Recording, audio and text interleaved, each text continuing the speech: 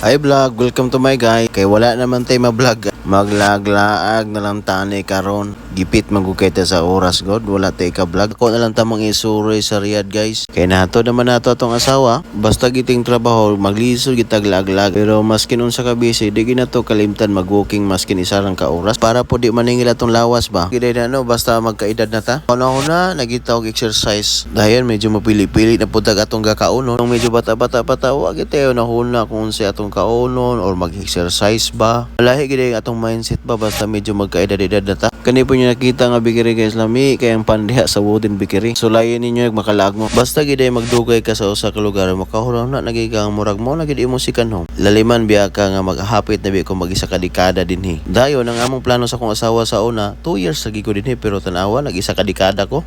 Dili gid nato matagla ang atong kinabuhi no kung asa tadalon sa Ginoo no. Kay wala man ko kadahong nga maabot ko aning Saudi ug magdugay ko hapit mag-isa ka dekada. Kanin yung nakita guys, dinis kasagara sige walking ang mga kabayan nato.